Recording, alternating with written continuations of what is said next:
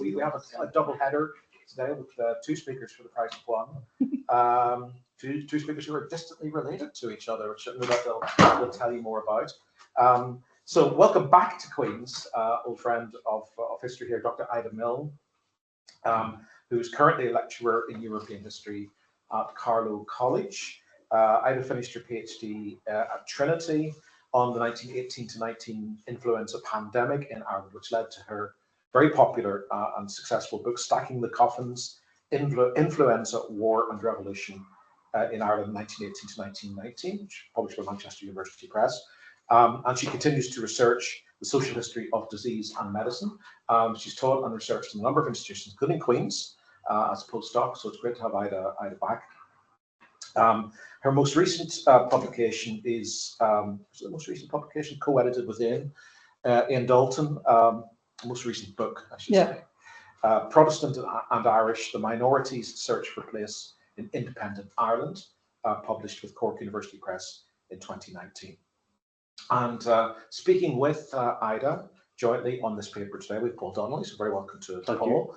Paul is an engineer responsible for planes not falling out of the sky over the Grove, and is a family historian and indeed a public historian, as he's here speaking in public about their shared interest, which is the Elmes letters. So slightly different title from the one on the poster, but we're going to hear today about the Elmes letters, a Wexford Protestant network in 1798 and in the long durée. So Ida, you're going to start. Great, thank you all for coming. Can you see me well enough if I sit down here? Because we might stand in front of the projector if we hop in and out a little bit too much otherwise. And it's great to see so many good friends and new friends in the audience as well. The Elmes letters, family correspondence, date between 1786 and 1817, and they were collected by King Milne. Clue is in the name. He was my dad. He was a 1798 local historian. He didn't write much, but he did collect the Elmes letters, put them in the past, and you can see them freely on JSTOR. The past was the journal of what we call in Wexford the High Kinchless Society. It is the E-Kinchless Society. And his uncle, a surgeon, actually, Dr. Willie Elmes, was not the first time there's a cross-disciplinary collaboration in this family, from a place, a house called Robinstown, which was very near Old Ross, circa about 1970. We were very lucky they didn't disappear, because a quite well-known historian, who Marie might know very well, borrowed them and didn't give a lot of them back, and it actually went to court. And at that stage, Brian Donnelly, who was a young archivist in the National Archives, said to Dad, look, we'd better do something with these. And that was really wonderful, because alongside that, there was also a farm accounts book from right spanning that period, which my dad said was actually in many ways even more interesting, because it showed lots of local collaborations, interdenominational collaborations in the community before and after the rebellion. Because when you think about it, a lot of every implement on farms were moved to another farm somewhere or another. You know, they were all moved all around the place, so that they had to share. They are available on microfilm in there, but the letters themselves are in our family hands. There's between 40 and 50 of them. It's hard to tell how many, because some of them are just scraps and pieces, and some of them look terrific. They're made out of rag paper, and they're folded over and sealed with wax, and there's just one piece, there's no envelope. So they'd write something like to Captain Owens would be at the landing point on a cheek point or somewhere like that. And remember that you're in the middle of a rebellion, so they're not sent through the normal routes. They're often sent through what they know are safe hands. And we do know that some of them were intercepted. They were really seldom used by historians in the bicentenary historiography, which we're aiming to write a book, but we're not aiming it to be at the kind of level that you have somebody like Kevin Whelan or Tom Dunn or Jimmy Kelly or whatever. We're not aiming to go for that kind of level of publication. We want a more popular and public publication, and really to do a kind of edition focusing on the letters and on some of the wonderful sources that Paul has found. So when I was up here in Queen's, I got a phone call from Paul, and it's one of those light bulb moments, you know, those calls you just never forget.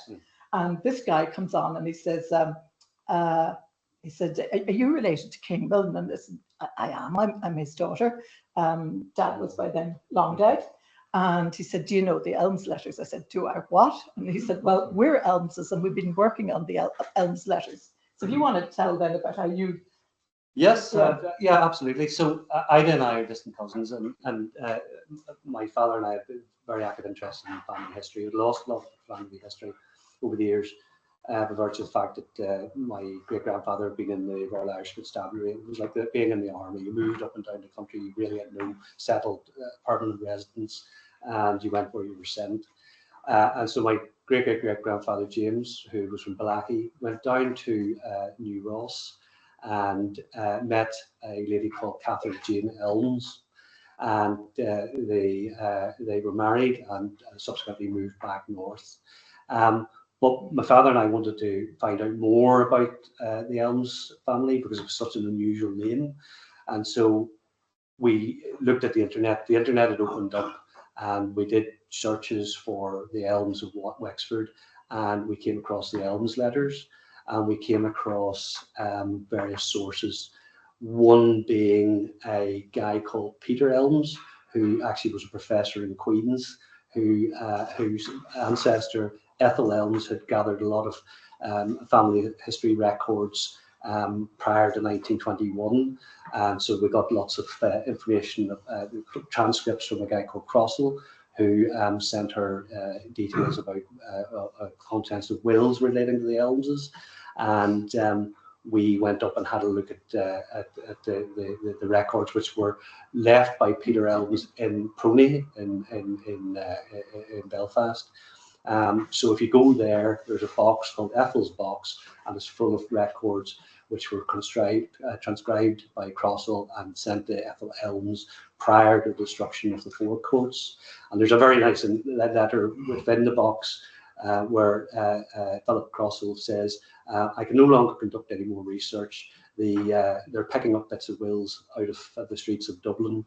I found alternative employment, and sadly I have no longer been delayed with your research.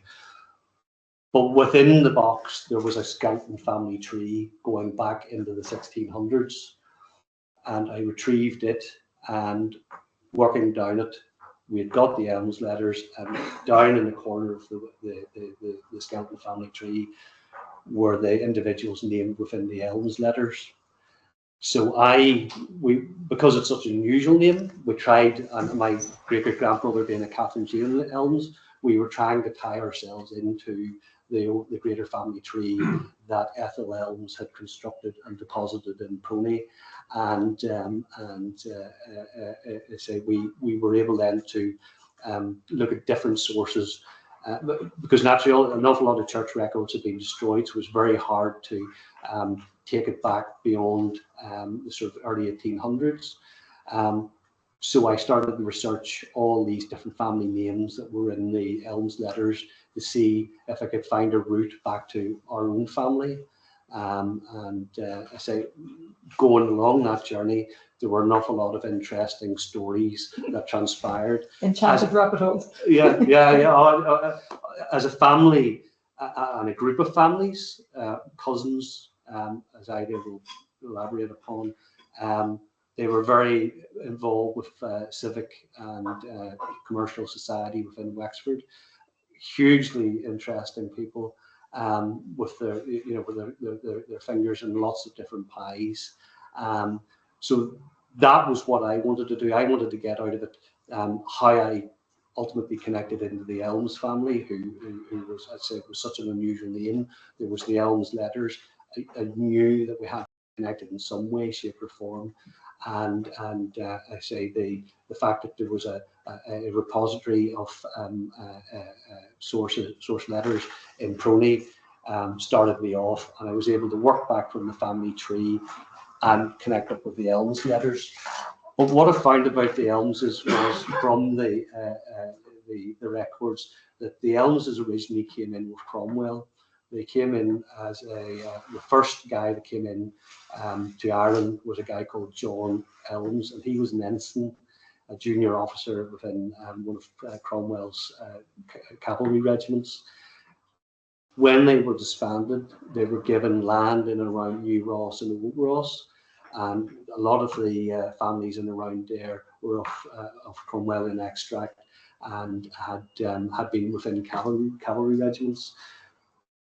But we were able to take it back a bit further because some of John Elmes's family were Quakers, and the Quakers records then came online, and they're quite descriptive about where they came from and who their parents were, and we were able to take them back to a Bolton, which is a little town just outside Cirencester, and the church records still exist for it for 1600. And if we go and look at them, we can see all the children that ultimately were born in Bolton and ultimately ended up in Wexford, moving over. So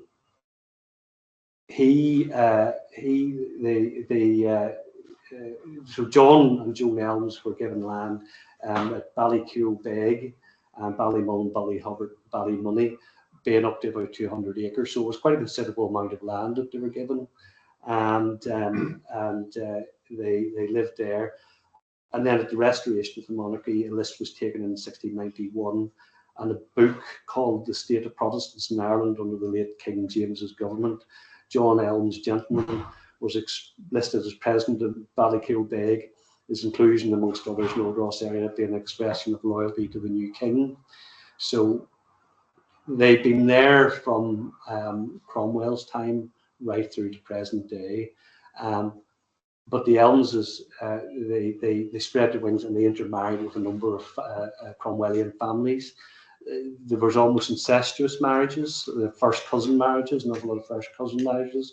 They like to keep it very much in the family. So they did. And that's certainly true even to this day. Yeah. To the last generation, whatever about my generation. Yeah. So the family mainly attended the Church of White Church, again in Wexford, and it seems to be the focal point for the Cromwellians. And when John died in 1703, he and his wife died shortly after. They were both buried within the churchyard of White Church in accordance with the wishes outlined in his will. And the main beneficiary of his will was John Elmes. Of John Elmes was his son William. It was to him that the lands passed. Yeah, so we maybe move on then to actually up to 2017. This is the house from which the Elmes letters were collected. It wasn't the house in which they were at the time of the 1798 rebellion. If any of you know Bernard Brown, the historian, he actually lives in that house now. But this is what it looks like literally today when we went and visited it recently. Yeah. And it was also what I looked like when I was a child and I'd go and visit in the 1960s and 1970s, when all that lived in it was Anne Fran, who was crippled with arthritis and went around in a Zimmer frame, minding her brother, Willie, who was the surgeon who had gone blind. He'd got snow blindness when he was working on ships in the East, and had to retire in the age of the 30s, and ended up a bitter, cross old man who sat listening beside this great big fire, which is the size of that wall. It swallowed a tree a day, and they were always frozen. And a man called Nicholas used to come in and put that tree on the fire every day. And Anne Fran would mind him. She was probably as old as I am now when she died, but she was walking around crippled with arthritis. And he would switch on the dial to Hilversum and try and get some intelligence into his life through that source. But he was the one who saw the real value in these letters alongside my dad. So that place, when we went to visit it, we gave a talk in New Ross. Was it a year and a half ago? Or 2.5 years ago. 2 years ago, yeah. And 2 years ago this month. And we went up to the eaves, which we had always called the garret. And when we were there as kids, it was full of scorpions and boxes, so a sword from the Crimea, which we cut wedding cakes with to this day. It was full of soldiers' uniforms from all different wars that been involved in. A lot of them were doctors, and they had a lot of maritime connections, so a lot of them were ship's doctors. So the hallway out the front, where my grandmother once closed the door on the local minister because she was reading a book and she didn't want to talk to him. They were very eccentric people, which might explain things to those of you who know me. But the hallway was covered in things like boa constrictors, Zulu swords and spears, and tortoise shells, all sorts of things like that. And that was all over the house as well. The book auction took 4 days when they sold the book. The place was seized by the Land Commission in the 1970s because there was literally nobody left. Dad put it up for public auction because it was English cousins, and he thought that they should get a fair price. And of course, the Land Commission took it over. So that was the end of the money idea.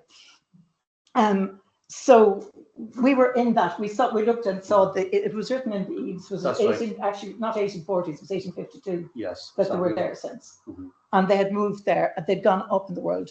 At this stage, they have all been tenant farmers, so they're paying rent for their land. They don't own it. And Robinstown, I think they did own, but a lot of the other ones, you've already spoken about the Elmes origins. We'll go on there.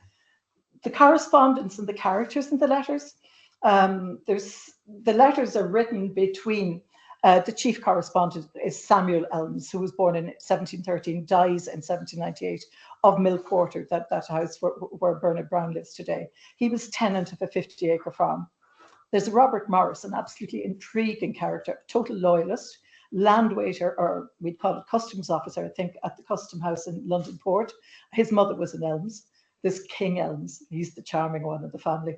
I have to tell you a little bit about him, even though he's not really involved in the rebellion in a minute. The Samuel Jr., who was later went on to be a tenant in Tintern. And that's interesting because Tintern, a lot of the people who were burned in Scullabogue were actually from Tintern. They were considered to be a loyalist area. And then Thomas Elmes, he's the one that is my, I think, 5 times great-grandfather. Mm-hmm. And he's the one that in Wexford you may not want to be as your great-grandfather because he's in the yeomanry. And he's a bit of a prig, but he writes wonderful letters describing the actions of the yeomanry. And there aren't too many accounts like that who survive. I'm not that sure my family are all that happy with me exposing them with these stories.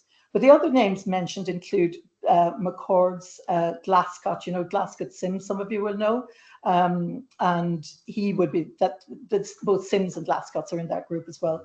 Keogh's shipping family in Ross, who were, yes, as you discovered, a Protestant shipping family. As you will have gleaned by now, he is an amazing researcher. But there are also Frizzell's, Whitney's, and Morris's. The names strike you as being Palatine. Some of them are there. The letters are really full of interesting political, social, and agricultural comment. The odd hint of scandal, which is always a good thing. It keeps us excited. There's a land row between the two brothers, and eventually one of them wins it. Discussion of the daughter's dowry. The daughter's a dairymaid much of the time. There is an awful lot of discussion about agricultural prices. There is an awful lot of discussion about sea networks and routes, and a lot of excitement about the Americas and going and making money in the Americas. And actually, you were just talking there about one, yes, of the Elmeses having a plantation. Yes, in the Caribbean, Antigua. Yeah. So they're written on rag paper. The letters are like that. I think that says, I can't read that actually. I think it says something about Cheap Point in it, but I can't. Oh no, that's to Mr. Morris, Esquire, the landing waiter at the Custom House in London. So he is their kind of Mr. Fix-It. And whenever they want somebody in the family scolded or given out to, they'll write to Robert Morris and say, could you have a word with him? And King is one of the people they're always wanting to have a word with. They mention things like, they say the French are on the sea. This kind of international stuff is there all the time in them. And they're written on rag paper, as I said, folded over and sealed with wax. You can see the wax. That's a particularly good one. I think they're particularly significant because they don't look at, we tend to look at 1798, particularly in Wexford, in a very, in my view, one-sided way, because we see ourselves as the glorious failure. And I was brought up in that tradition too. My dad was on the Bicentenary Committee for 1798. In every commemoration since then, I think they were very aware that they didn't want the sectarianism of 1798 to define the rebellion itself, to have it more reflect the values of the United Irish. And my dad was very keen on this, and he would say, when this year, when they had 150th anniversary, for example, he drilled the boys from the local school and marched them into Ferns to carrying their pikes to commemorate 1798. And rather tellingly, even though the letters tell us otherwise, he said of the Bicentenary that it was in France for 10 years. And he said, if we'd put that much work into the real rebellion, we might have won. So they tell during the war of the threat to the Protestant communities, but in a very kind of laid back way. Jimmy Kelly has a brilliant article in the 1798 bicentenary book edited by, was it Keogh, I can't remember, David Dixon, Bartlett and Whelan, where he talks about how in a lot of the letters and memoirs, they talk about this feeling that there was going to be a Protestant massacre, that was on the cards should there be any kind of violence breaking out. And during the rebellion, a lot of rumors went around very quickly, things like the entire Protestant population of Wexford has been wiped out, which clearly it wasn't, because I'm sitting here before you, and you are too.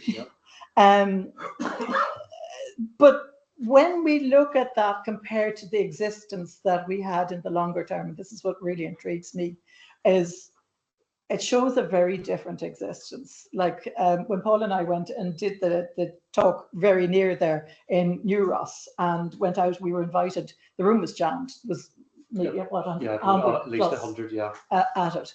But a lot of the neighbours up and down the road where the Elmeses had lived in Robinstown were there. And not just the Protestant neighbours, in fact, hardly any of the Protestant neighbours, mostly the Catholic neighbours. And they invited us out the next day, and they'd show us stuff like, one of them had a great big DIY museum of bits and pieces from the rebellion and agriculture stuff. And he'd say, this is your Uncle Tommy's plough. You know, they found this 3 fields away. It was your great-great-grandfather's shovel or whatever, you know, all this kind of stuff. But they were really intrigued with the Elmes letters as well. So to me, it's interesting how in this part of the country where things that happened that were definitely, in my view, sectarian, I don't agree with certain historians about it, that they're not, there were sectarian incidents within the rebellion rather than the rebellion itself being sectarian, if you like. That yet we have, and have to this day, very close relations. And I think part of the reason for that is because of the way we commemorate 1798, that we've been very careful, not just we, but back for 200 years, to keep a very inclusive kind of commemoration. And that was certainly the tone of the bicentenary as well. So I also wonder, what does this situation suggest for other similar tense periods of history, like, for example, Dunmanway, in how we analyse and what the evidence that we look at. I really argue, the reason I suggest a long jury there is because I think if you're talking about inter-community relations, it's difficult to base them on something that happens in the heat of war. And maybe I'm biased about this, and maybe I'm totally wrong about it, but I think you need to look at other parts too, and the fallings in, if you like, as well as the fallings out. But maybe that's just my romantic nature. But I think it's important to look at that. Paul, I'll go on a bit for a while now. Sorry. I was looking again at that book that I mentioned, The Bicentenary, and Jimmy Kelly, who of course wrote a wonderful biography of Richard Musgrave. There's a lot of very good historians who write really good biographies around lately. He describes in that book how some Protestants had so expected sectarian massacres. I've mentioned that already, that the rumours got out of hand even before the rebellion had properly begun. And in the same volume, Kevin Whelan gently reminds us that substantial sections of Irish population that are organisationally unattached tend to be discounted through the focus on United Irishmen and Orangemen in 1790s. So with regard to the first, there is very little kind of comment about general massacre of Protestants. In fact, the word Protestant, I don't think is mentioned in the letters. In that, which is contrary to the kind of literature that Jimmy Kelly was finding. But then we're not talking that the Elmeses are tenant farmers. They're not an elite. They're not, highbrow or whatever. I can't think of the correct word for it. But the other one I would say there is that, broadly speaking, the letters would show they're quite apolitical, with 2 exceptions, the 2 brothers that we'll be going on to talk about. This is a section taken from the Valentine Gill map of County Wexford. It's an 1811 map. You'll find it on the Wexford County Archive site. But in it, you'll find, Paul, do you want to point to the Elmes? That's where the house is. There we go. Yeah, just there. Yeah. And it's very interesting because here's the famous Carrickburn and here's Scunvogue. And then there is New Ross. So we'll bring that map up again. It's a beautiful map, isn't it? But all the names is there. This is, was it a list of, I'm trying to think what the reason the map was done. There was the, I'm trying to think of the name, they produced maps in the late 1700s and they went round to various sort of gentry and farmers. Strong farmers, yeah. Elmes being one, and then Whitney up here. They were heavily married into the Elmeses as well. Yeah. And you'd, Hartrick is there. Hartrick as well, because within the area, they were heavily married into German Palatines as well. There was a couple of German, like French Huguenots, only Germans, and they came in and there was a couple of German colonies set up. In around Old Ross, there was Hartrick, Hornick and Hesse, and they were all married in with the Elmeses and the Whitneys. And even when I did my DNA, we still have a huge amount of German DNA within us as well. So we do. So obviously there was some crossover there as well. So really, we're showing you this so that you can see how close it is to a lot of the very bitter action in 1798. So I think we'll move on there. I have a thing that I call to students shiny magpie when you get a really fascinating piece of information that has nothing to do with the story and you just have to tell it anyhow. So this is my shiny magpie today. King Elmes, and when I first met Paul and Keith, his dad, I started laughing about King Elmes, and they said, yes, every family has a king. And so King is one of he's the main correspondent, Samuel Elmes' son. He's a sailor. He's on his way to becoming a captain with Keogh's when he literally does a bunk for them, goes off and goes working for another thing. Long story short, he is last heard of when he's been press ganged on his way to the Caribbean in 1797. And after that, all through the letters is woven this, have you heard anything at King? Please tell him to get in touch. It's like that all the time. He's clearly the charming wayward son, a bit skittish. He's always mentioning these great dinners with 6 bottles of wine that we had the night before. And they're always getting somebody to send letters, usually Robert Morris, to scold him. Tom Elmes, who later joins the yeomanry, he is always very much the older brother who's saying, oh, for God's sake, can somebody keep track of King? You know, there's always a bit of, he says there, the 9th of January 1792 to Robert Morris, I've received a letter from King a few days ago, and so with pleasure we hear of his advancing pay, which he says was his sole reason for leaving Messrs. Keogh. We know that's not true. And that he's hoping to have a command of a ship soon. He says, please tell King that if he's not coming to Ireland, he'll write and let us know where to direct him and how we should send him some of the things that are here. So they're always trying to cod him into letting him know where he is. Anyway, I think we'll move on from King then. We said about the Keoghs here, because both the Elmes and the Keoghs mentioned in the Elmes letters. In fact, they were family, and this is why Samuel Elmes was so annoyed with his son King for not staying with the cousins. The book, The Two Brothers, which was named in it, refers to George and Thomas, who are referred to a lot and acted as messengers between the various relatives within the letters. But the Keoghs, they set up, along with the Elmeses, had quite a strong shipping presence out of New Ross and Wexford. So they went to London, they went to the north of Spain, over to the Caribbean, up the north coast of America and back again. And they actually set up a number of the Elmeses. Some of them remained in the UK and sort of organised the UK side of it, and then there was a couple of brothers went to Canada and set up operations over there. So they were constantly sending goods and trade around the triangle, as it were. We don't know if they actually went to Africa, but given that balance of probability. That is a balance of probability. Yeah. So the Elmeses themselves had a shipping line, and their cousins, the first cousins of Keogh's, were also into shipping. And it is the cousins of Keogh's that are mentioned within the letters. And there's one letter I must show from King. This one, you can see even by his signature at the bottom, he's flamboyant, isn't he? But he says, I've been speaking today about you, about going in an American, which I presume means an American ship, which would be very advantageous to me.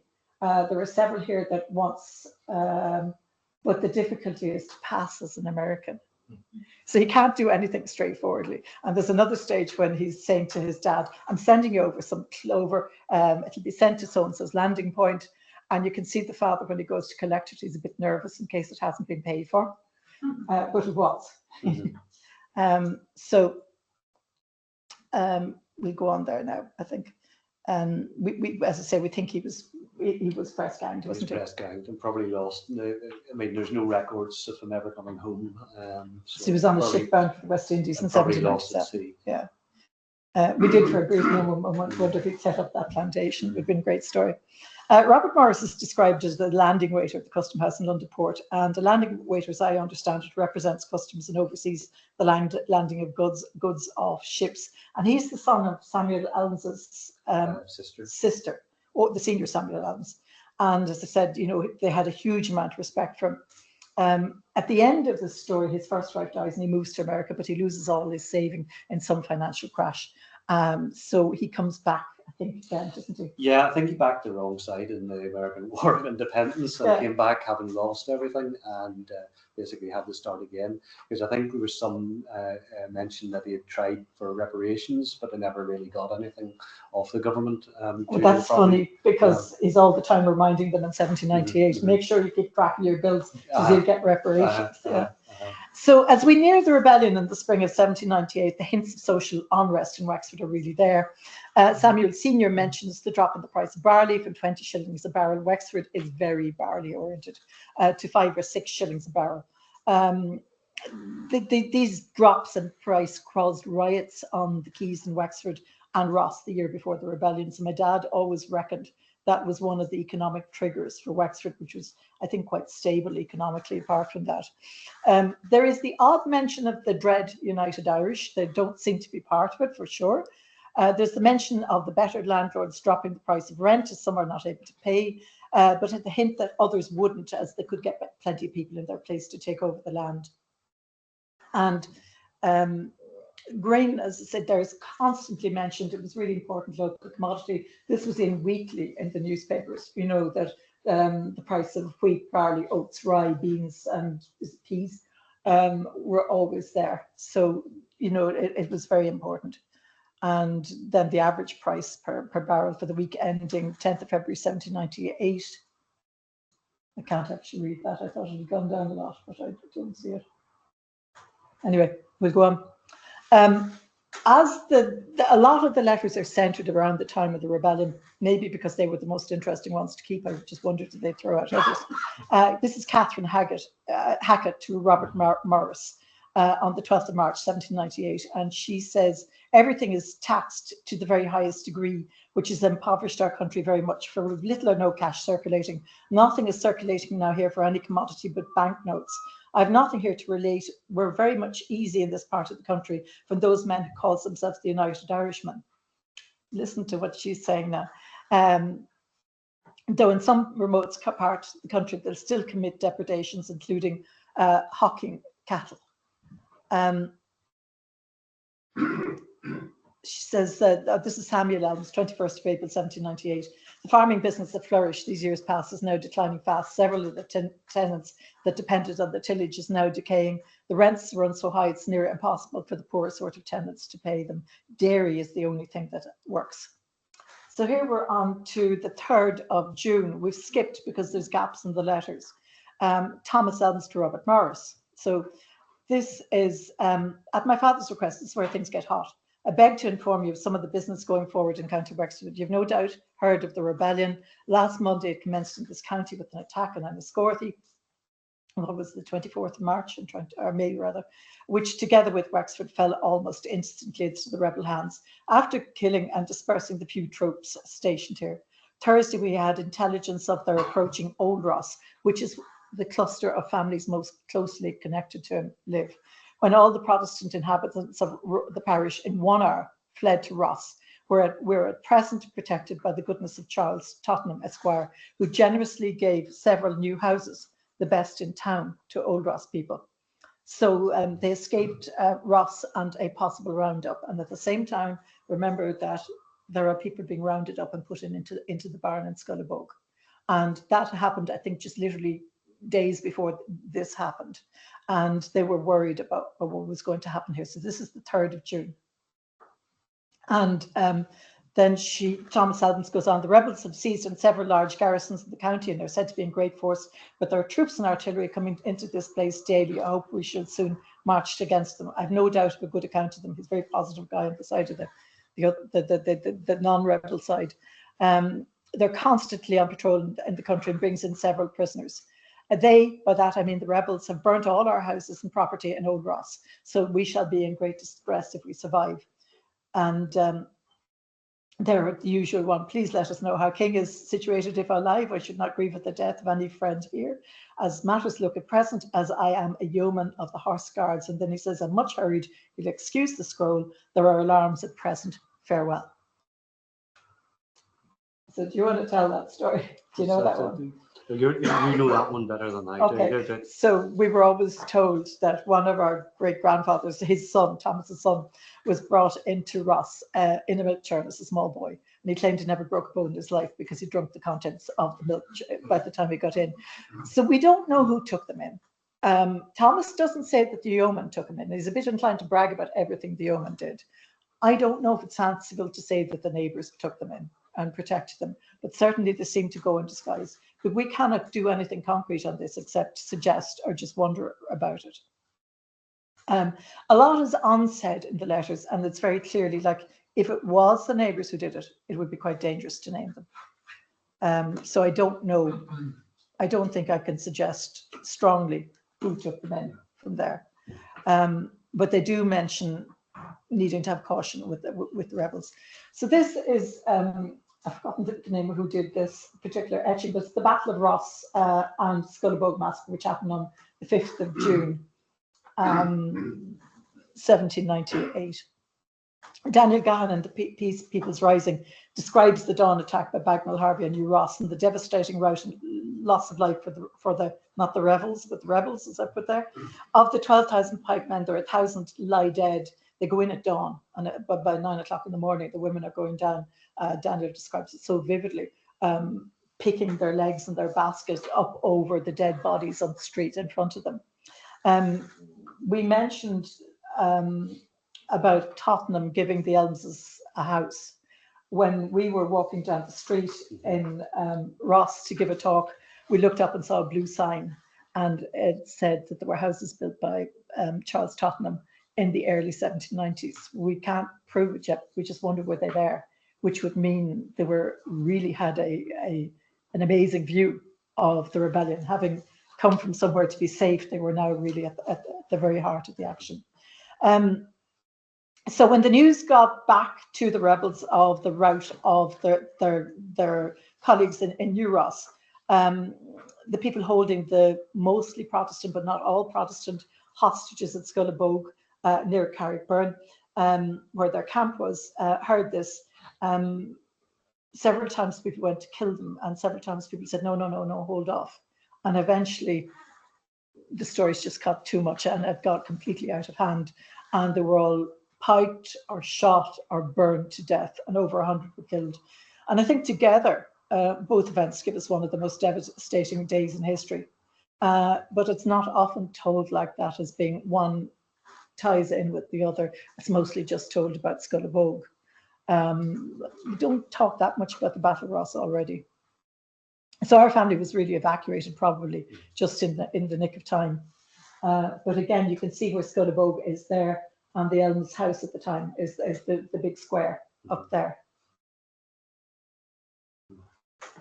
So do you want to do that, Edward? So yes, Fishguard. Okay. So it's Samuel Elmes too. Samuel Elmes too. Yes. My dear father, I never received any favour more pleasing than your kind letter. I had many doubts respecting your return, but feared that you were not living, as most part of the rebels' fury I had heard centred in your place, But thank God you're with my dear sister and brother still living, and I hope hope to long to have again the pleasure of seeing you and communicating personally our adventures to each other. I think it very pleasing. If you can, I would advise to come here. The two Mr. Q's with the families are at Haverford West, which is about 16 miles from Fishguard. There, by a count, 1,000 of the very respectable people of our country are there, some of them having no part of their property with them, but government having contributed £1,000 for the relief and will contribute more if wanted. My dear father, who could have thought the people we so long nurtured with every kindness would be instrument to massacre us, is a dreadful thought. I hear Mr. Marsh and Jonas King were taken by the rebels, and let me know of the fate of all our friends, the Whitneys, the Fitzel families, with all friends. Mr. Morris wrote to Mr. McCord, intimating he would wish you were with him. Mr. Cord is very kind. He advises me in every particular. Write all you can, find out about our places. I fear all our property is totally destroyed. If we ever again meet, we will join stocks and live together in happiness. If the disturbance continues in enforcing Ireland, I have notions of going to America. If you can get my brother Tom to write troubling that to you, I fear the good fellow would runs to great hazard pursuing the wicked rebels.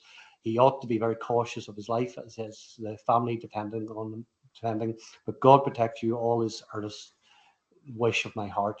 If the troubles continue, I would wish you could come here. Markets are very dear. Wheat is 2 guineas per barrel, and every article in proportion with respect to price.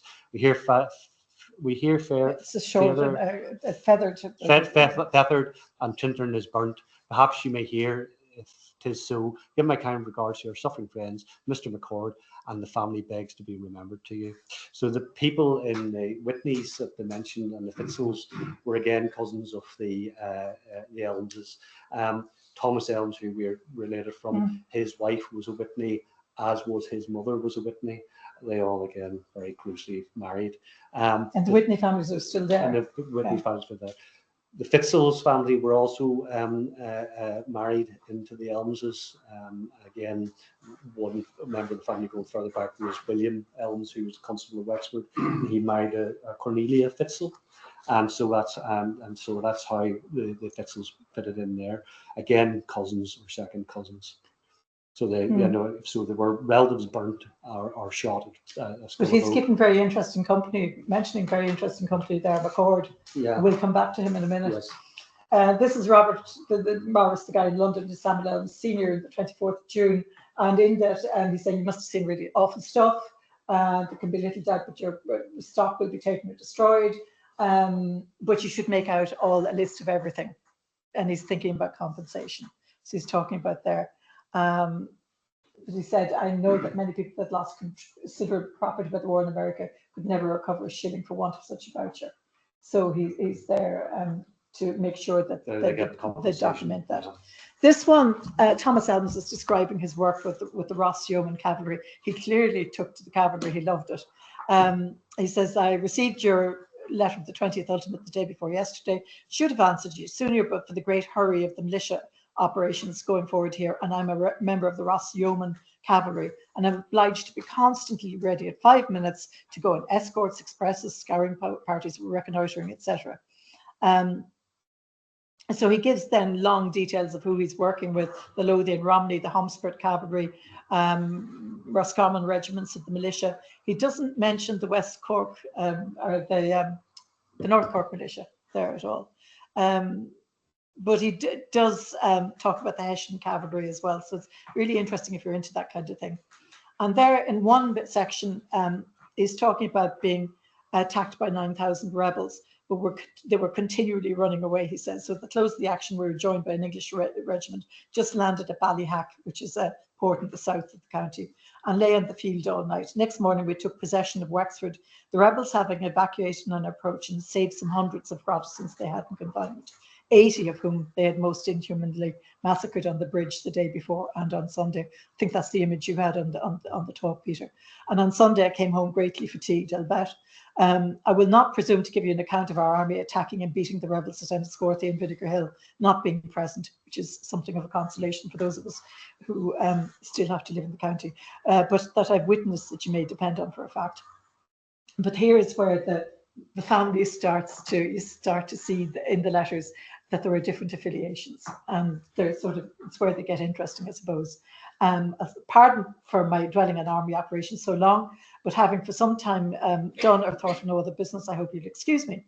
As to Hackett, both he and my cousin William Cross were most certainly captains in the rebel army, as confessed by Mrs. Hackett the day we burned the houses. And that's Catherine Hackett, who wrote one of the earlier letters, isn't it? And yes, and she was a relation as well. She was, her That's mother was right. in Elmes. Yeah. Yeah. And so she already we're seeing this fraction, Mhm. and she had been one of the people who said, she'd said there was none of that talk of the United Irish hereabouts, but already they've kind of or found a Turned side. around, Yeah. Then he says, when there's better news, I'll certainly communicate it to you. The rebels having a camp in Carrickbyrne joining the east side of Old Ross, and afterwards another camp at Lacken Hill, which is just north of Ross. We'll say it in a minute. We better hurry up because we don't want to keep these people here all day. Not a vestige or a house out the near 100 from Old Ross was remaining. And there he says, my father went the other day to see if his land, to see if it e'er beast left, and is very unwell ever since. And then the next letter is where Thomas Elmes writes to Samuel to tell them that the father took a bad turn when he went out to visit the farm and saw everything wrecked. And they came back into town, had medical attention, which is pretty impressive in the time of war, but died, and that they waked him and were able to get him into Old Ross to wake him. They said then, this is the only proper mention of Scullabogue, and it is several hundreds of Protestants, mostly of our acquaintance, have been massacred at Wexford and Scullabogue, amongst them, which are the two Joneses of Kilbraney, who were married to Robinsons, I think. Robinsons, yeah. Millard Jeffers and Captain Cox of the Timon Cavalry. So this is Thomas Elmes there. So this is our United Irish surprise. Paul's wonderful research found this. You go tell it. We have to. Yeah. So whenever Samuel Elmes, his landlord was a guy called John Coakley. As I found out, I pronounce it Coakley, but people in Wexford, Coakley, they pronounce it Coakley. So he and his land agent was a guy called McCord. And whenever things were getting tough, they suddenly appeared in Haverford West on a boat.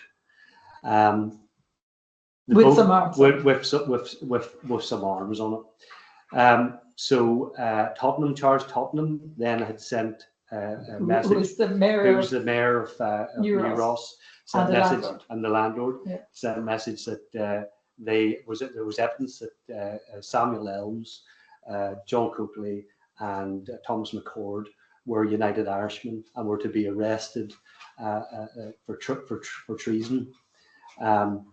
At that point, the Thomas McCord and Samuel Elmes had made a break for London and had gone to seek the help of Robert McCord. Robert McCord obviously seems to have been very well connected. They went there. They obviously had a conversation with him. And Robert Morris, and whatever transpired, everything was put right. The underlying feeling is that they were United Irishmen, that they knew things weren't going right, that there had been the massacre of Scullabogue, so they had taken themselves off. Tottenham certainly would have had good cause to, he wouldn't have just said arrest these men. He must have a good cause and suspected them as United Irishmen to request them to be arrested in Haverford West. But whatever influence or connections that Robert McCord had, or Robert Morris had, certainly seemed to smooth over troubled waters. Whether they maybe give evidence against other United Irishmen, I don't know, but certainly they appeared back in Wexford not having suffered any ill effects of their involvement with the United Irishmen. They continue to sort of, as a group, sit aside from the rest of the Wexford society, in that they were known to be United Irishmen.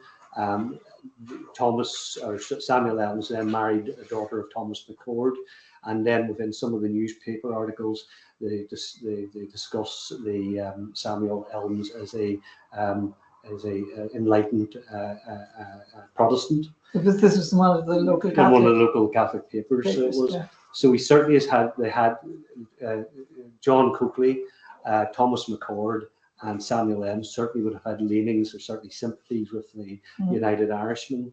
Not only that, John Coakley, his brother Caesar Coakley, was at large in revolutionary France, and that's mentioned within these letters that were sent to Haverfordwest, saying that these guys are up to something, get them, we want to talk to them. But at that point, it hightailed it out of Dodge and it headed to London to enlist the help of Robert. To get them out of trouble. Robert Morris, yeah. But we can't quite prove that yet. No, but I'm sure there's information out there. But certainly, but you've quite a lot of big file on that. Yes, yeah. So Robert Morris then writes to Thomas Elmes on the 28th of July when he's heard all this, and clearly the boys have been to visit him. Said, "I was never more astonished in the course of my life than at hearing that our cousin Thomas McCord was implicated in the business of the rebellion, as in all his letters to me from South Wales prior to his coming to town, and all his discourse to me on the subject of rebellion after his arrival here, no man could write or speak more pointedly against the rebels and all their measures. But your brother, who lived in their neighbourhood, was no doubt in habits of intimacy with the family, may know a lot more." So it's this kind of hinting that the brother is involved too. We don't know. Again, back to that map. That Lacken is there. We mentioned that, and I can't remember why I put it in there now. But Carrickburn is there, Scullabogue, and the Elmeses again. I can't remember why. There was a reason I had it in there.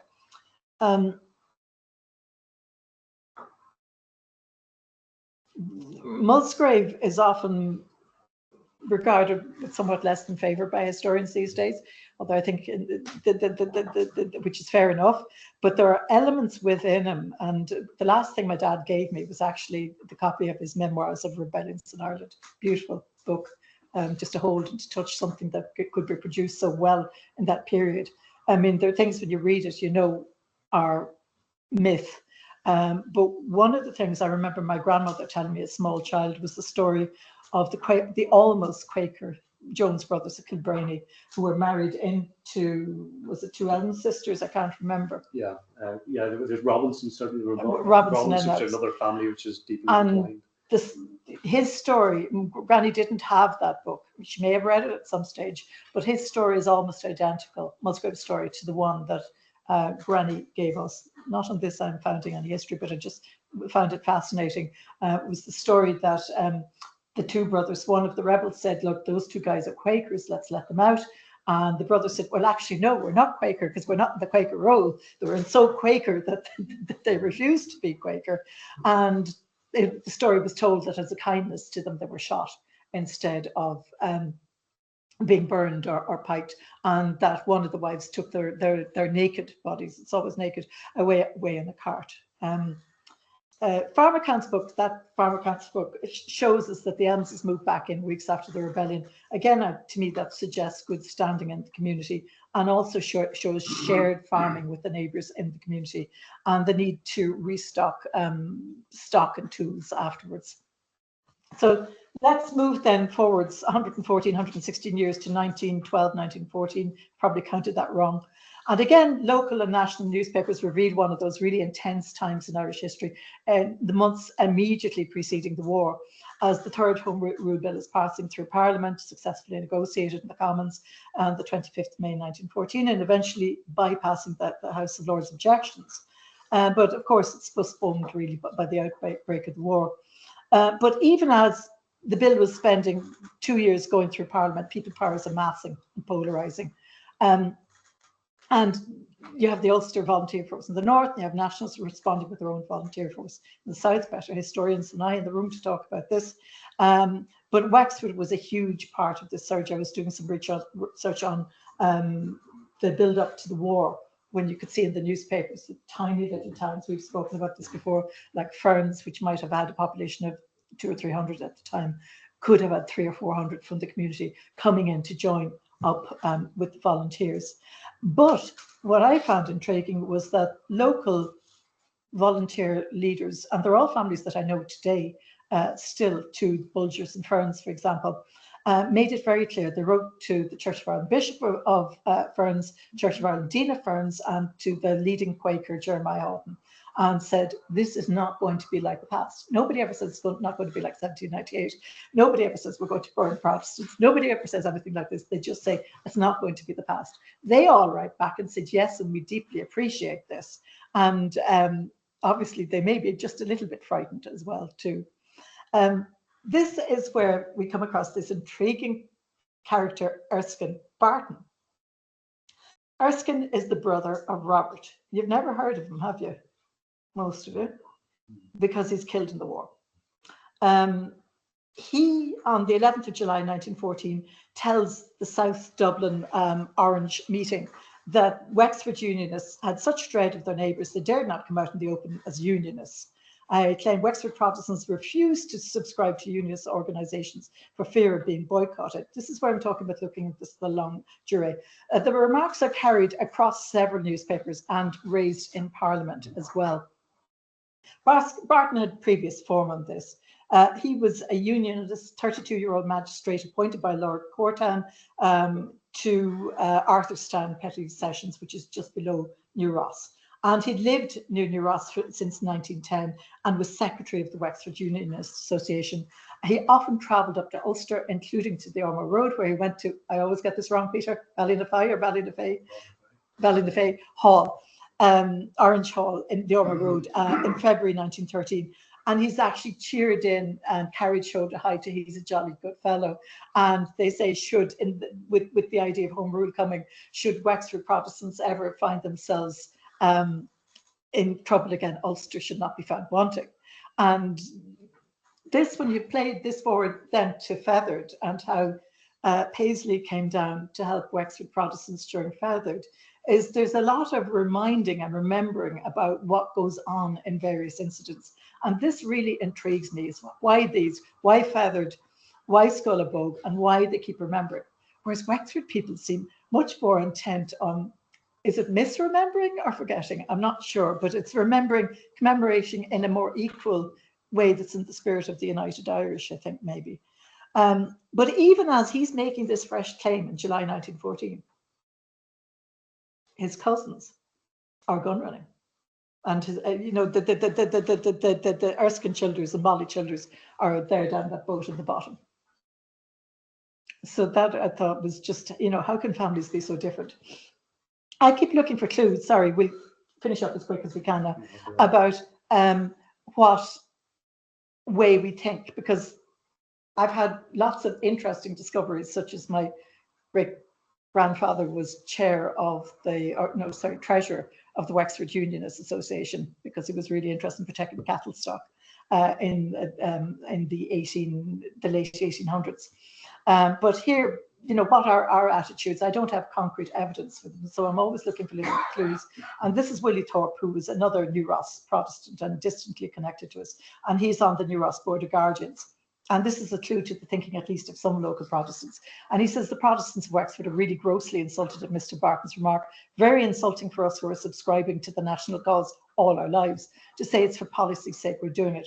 It's also insulting to Protestant unionists to say they won't come out in the open. If there was any necessity, they'd come out. But the reason they're not coming out is there's no reason for them to do so. They're living amongst Catholics, and it's a great pleasure to live amongst Catholics. And when we meet you on the road, they greet you as if they were glad to see you, and not as if they wished you were out of the country. And they say, we're all vexed and disappointed with Mr. Barton and think it should be contradicted. Then there is a statement read, sent to the Wexford people by Willie Thorpe and signed by 17 other Protestant families, most of whom would have been on that map that we saw earlier, the same families 100 years later. Either all from the parish of Old Ross and Adamstown are closely associated with them. And they just basically say, we take this opportunity of testifying to the good and friendly relations which have existed and continue to exist between Protestants and Catholics in Wexford. And and then say, we have never had any trouble in the past. So what do you think of this? They clearly have had some trouble. but did they not consider it serious trouble, or what reason is it there? So it was signed by Thorpes, Elmes, Hartrick, Morris, Deacon, Meebank, Poole, Kavanagh, Kingston, Wilkinson. I think most of those families are related to us. Yeah. This was something that was in my mother's collection, taken on the steps of Robinstown House. And it has many of the families who signed that letter there. And I wonder if they got together and took a picture to commemorate. It's in the Poole collection. I haven't as yet found it catalogued. It's just in our own collection. But the reason I think it could be around 1914 is because little Ada Hartrick, who my mother was able to identify, was over there on the right-hand side, and she was 2 in the 1911 census. So I'm guessing, you know, she's about 4 there. So I just don't know. So how do we read this reaction? Can we read anything into it at all? Is it genuine forgetting or protective forgetting? Or was Scullabog not seen by them in the same light? I keep trying to puzzle out to see why they say this, and I think most people would say it is protective forgetting. That they're trying to live in peace in the community, and that they don't want anything like that ever to happen. And I think the same could be said of all sides in the people who stayed in Wexford as well. People make a lot of strong and incorrect assumptions about the kind of Protestant stock I come from. And because we're not literary, we don't leave a strong imprint in newspapers and things like that. As I often said, the most thing we were likely to be, the Milnes were likely to be in the papers for, was for dressing a sheep for the county show, and then they'd come second to one of the other families. So the Elmeses and their parishioners are mostly tenant farmer stock. They're not educated castle Protestant types. So these 2 newspaper reports actually meant a lot to me. When I was up here, sorry, I'm going on too much. In 2016, stop laughing, Ian. When I was up here in 2016, we're nearly there. Was it the European Soccer Championships? I'm expecting Kieran Connell to know when the European Soccer Championships were on. But you know, the whole of Northern Ireland was covered in bunting and flags, and there was a bin man down the Holy Lands, and I wanted his parking space, and he said, "You can have it if you carry my flag." And I said, "Yeah, sure, no problem. Down south we don't think anything of that. We'd gladly carry your flag." And he heard my accent, and he said, "You're from very far south. Where are you from?" And I said, "I'm from Wexford." And he said, "Oh, a lot of our people were treated very badly in Wexford." So you see, these myths have a long existence, and they affect and are used in the present too. And so the way we tell these history has to be really, really important. You had something to say just briefly about because I've taken all your time. No. I mean, remembering 1798. Yeah, so I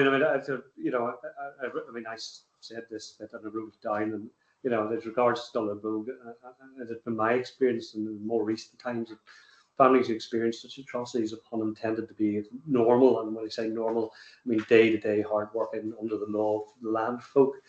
And when things like this happen, they tend to be angry, but don't have the means or nature to do anything about it. And it certainly affects the immediate family and can destroy them entirely. But to those on the outside, it's only a sad event that they can sympathise with. And thank God it didn't touch them. And I would suspect that a lot of those families impacted by Scullabog would have largely suffered in silence in the hope that the law of the land would catch up with the offenders. It would be, as it is now in areas of the north, likely known to them who perpetrated these crimes, and the affected families would even have remained living in the same areas as those who committed the crime. Undoubtedly seeing them pass by in the street, I see people responsible for atrocities in shopping malls, and they make me uncomfortable. So I can't really imagine how those families feel that were directly impacted, yet they remain silent. And that is my thought on right or wrong. So it is. So thank you very much. Yeah.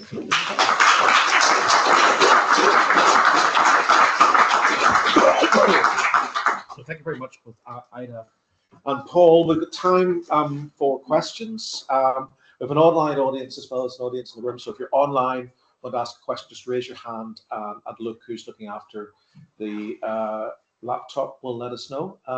Okay, so who would like to start? The questions in the room.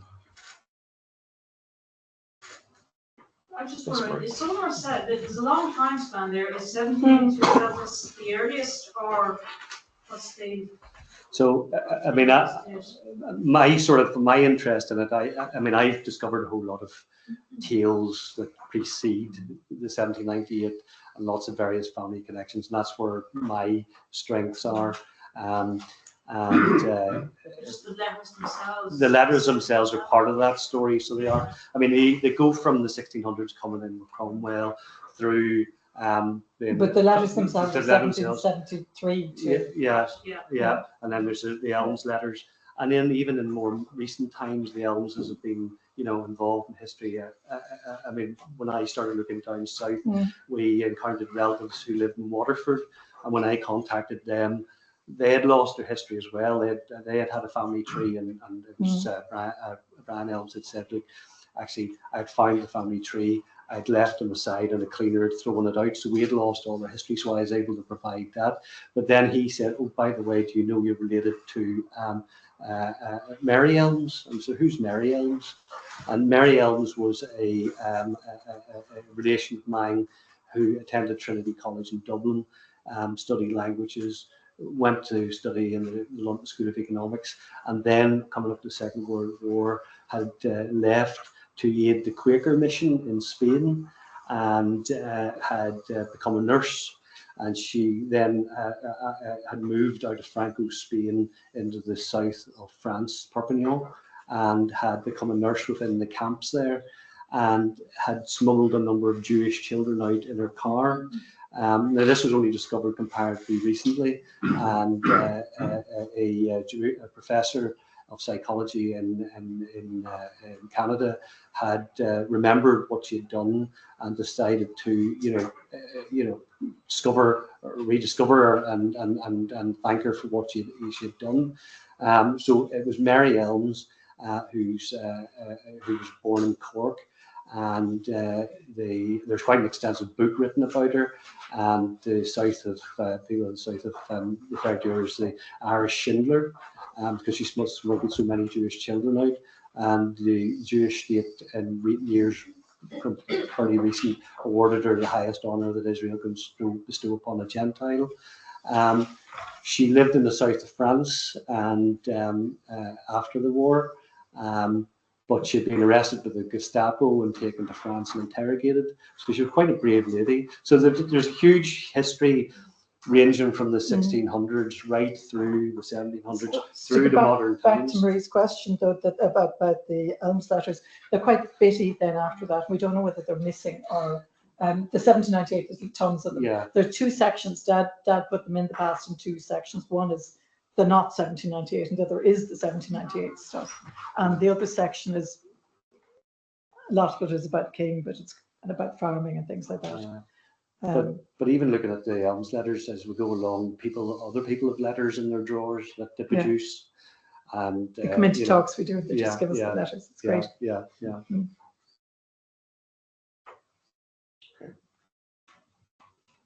Any questions online? Lee? I'm just wondering, sorry, the Elmsford Church of Ireland, I guess. Yeah, sorry. But was there a strand therein of Quakers as well? Yes. You mentioned that in relation the Joneses, to the 17th century. Yeah. Did they fade out? They seem to come and go in generations. Yeah, they'd marry into them, but there doesn't seem to be any strong. No strand. In fact, we're married in That's this right. generation That's as well. right. But yeah, So from quite early on times, there was Quakers and they married into Quakers.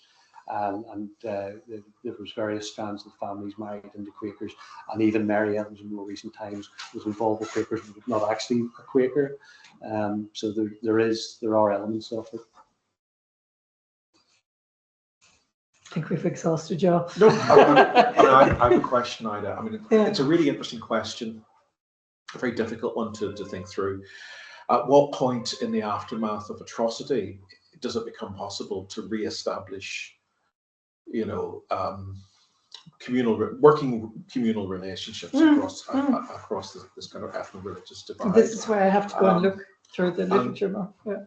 But I don't know what the answer to this is. But in the case of Wexford, are we dealing with a phenomenon where we have a kind of, if you like, an economy, a balanced economy, if we can describe it that way, of atrocity?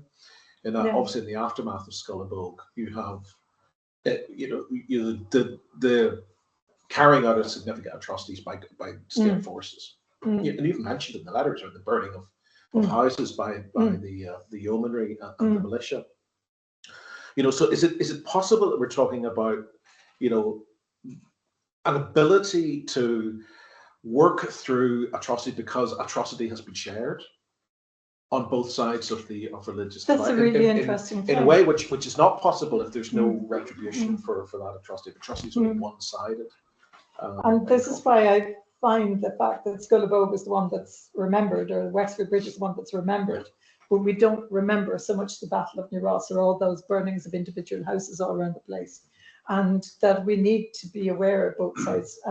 We as Wexford people can be quite romantic about 1798, and but we're also, I think, very determined to commemorate it in a way that does recognise that, for the most part. But I think it's really important that we keep looking at the solid history of it, and not just the kind of the glorious failure. That we need to look at it as something that we need to remember in a way that it never happens again. For one of the reasons, like we also teach World War I, or we teach the Holocaust, or whatever, is that we need to remember and analyse and understand them. But my dad, who had read this all his life and was very romantic about 1798 and the United Irish, when I'd ask him, I remember when I was working in the Independent, I had the charge of the microfilm as a librarian in the Independent, and I had the Freeman's Journal, and I came home one day and said, Daddy, they pitch-capped Reverend Owens in Gorey, and they made him walk through the road for 9 miles or whatever, flailing him with thorns. Like, why did they do that? And Daddy turned around and said, too good for him. And there was another section of our family, the Turners. Similarly, they had been, Turner was a magistrate, and he was married into the crippled daughter in one of our family branches, the Dorenzis. And he had been rounding up people with arms for months before the rebellion actually broke out. So naturally, his house was a target, and there was a stakeout and a massacre and a burning out there. That were people, who, in the community, all families are in the community there still, but we don't talk about it because we all get on very well down there now, and we're all determined to get on very well down there now. But my dad said that heated things happen in times of war. When people are hurting, they do things that they would never do in normal times. And that was just his explanation for it. But I don't know whether that is a full explanation of what went on. But clearly we have some work to do in looking up what happens in atrocities like Bosnia and other places to keep seeing how that amelioration or whatever happens, or here too, Yeah, sure. And just when you're talking about long-term memory, how far do you have to factor in the great commemoration in 1898? Yeah. And are we looking at a continuous stream of historical memory from 1798 into the 20th century? Yeah. Or are we looking at a very selective recovery Yeah. of memory in 1898? Yeah. One of the striking things of 1898 is it is highly selective. Yeah. I mean, even here in Belfast, Yeah. when Belfast nationalists march out to Harrisstown Yeah. to commemorate 1898, all their banners are about Wexford. Wow. The rising around Dublin, the rising in Ulster are sort of very much downplayed. And the explanation we give for this was that this is the version of 1798 that the Catholic Church is comfortable with, as sort of a peasantry led by their priests, responding to intolerable provocation, rather than dangerous ideas of radicalism, republicanism, and so on. So, I mean, I'm thinking I need a chapter totally on commemoration. Don't I? Yeah. So we are looking at a sort of a very selective recovered memory, rather than traditions. And Guy, of course, is very interesting in this as well. Yeah. Pergaluda. Yeah, just add to that point, when you get depending on the Irish volunteers in 1913, you have people like Owen McNeill going out, and then it's very much about 1798 and about how we can do it all over again, and But my question was actually about, you mentioned that and you draw a comparison or contrast maybe with Donnelly, where the memory of what happened in 1922 is so broad. Would you say kind of like it's negotiated better, maybe in part because it's a long time before? But I'm wondering how inclusive is the memory in Wexford? If your father is involved in the commemoration, but the public commemoration is commemoration of the Republican side rather than commemoration of what Protestants experienced or what they did. Is it inclusive in the sense that there is some visible commemoration of what the other side were doing, or is it only like Protestants can participate as long as they're sort of participating in the romantic approved narrative of United Irishmen being a kind of a valiant bunch? Do you know what I mean?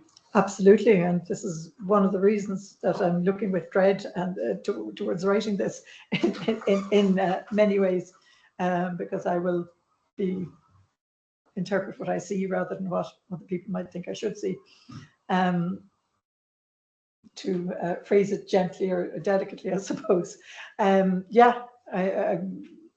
We could have a long conversation sometime about that, Fergal, but I'd love to hear further thoughts from you on that as well.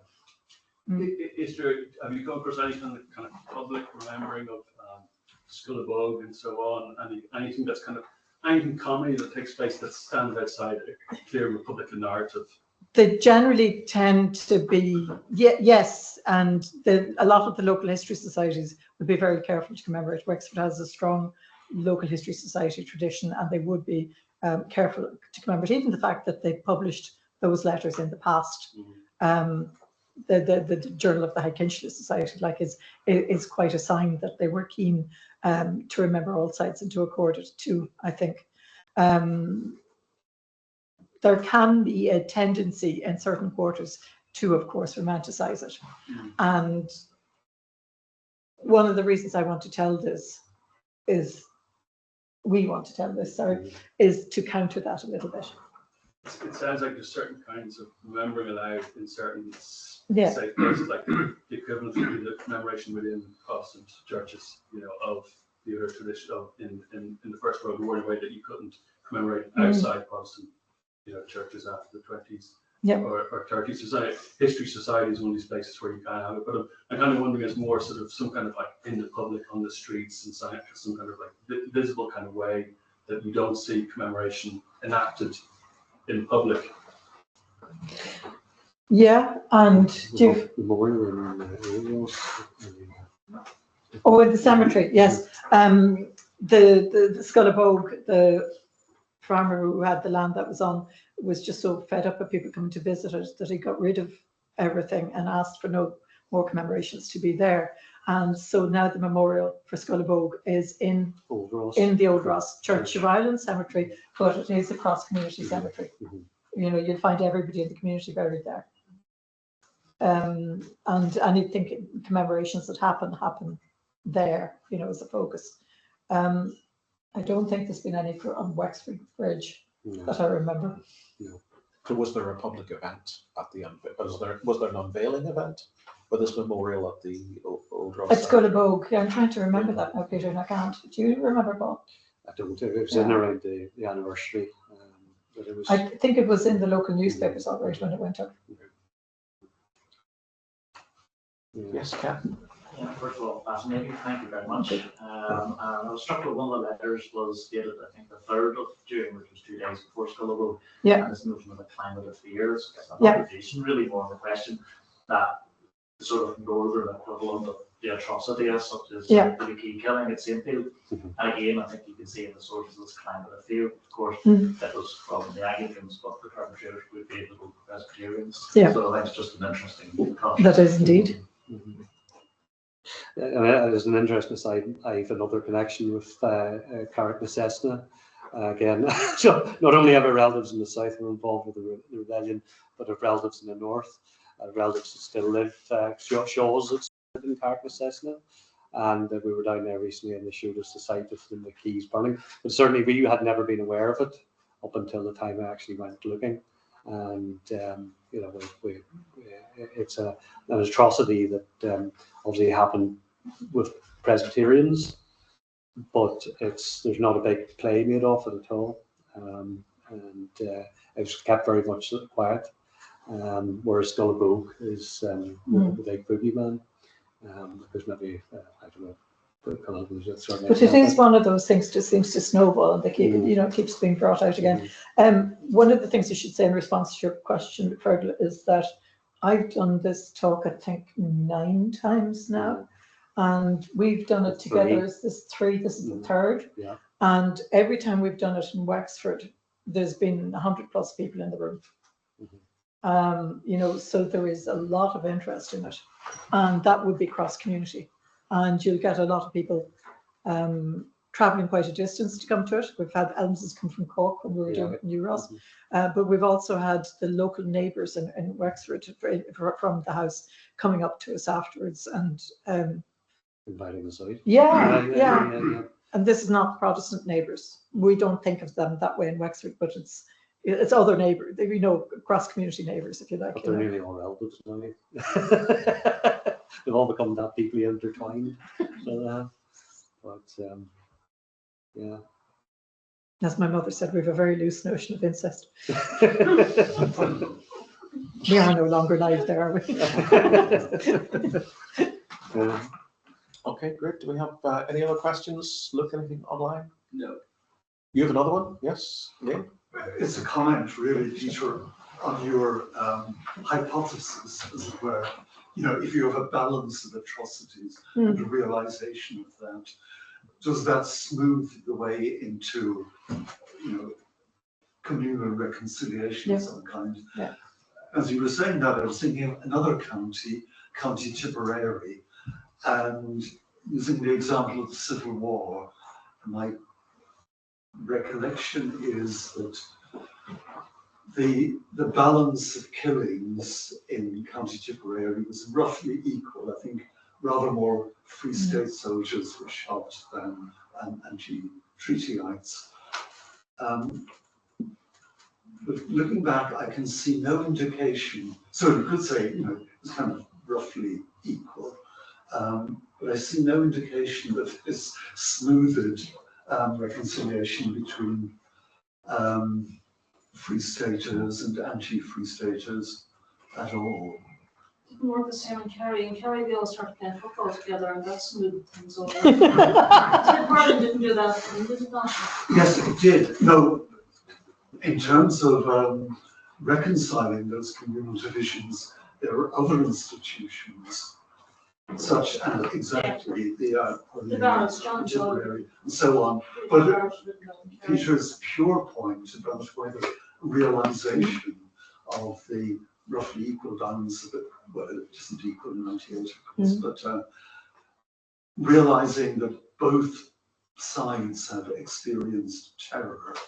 I don't think that somehow filters through. It's other agencies that produce. I think there's also a horror of what's happened. That people say, how did that happen? That something that they wouldn't approve of or agree with. Even though if you want to call a side, that they would be there. That they're absolutely shocked that this could happen between neighbours. Yeah. And that's the kind of impression I get. I wonder also is the difference between massacre of non-combatants and the death of combatants as well. Yeah. Possibly, former Yugoslavia would be a good test case for those kinds of hypotheses. Great, thank you all very much. I thank you both for coming and presenting your work in progress to us. Very much in progress. Really fascinating collection of documents and kind of wider ramifications of those sources for understanding, history in Wexford and beyond. Can we finish by thanking Paul and Ida for coming tonight?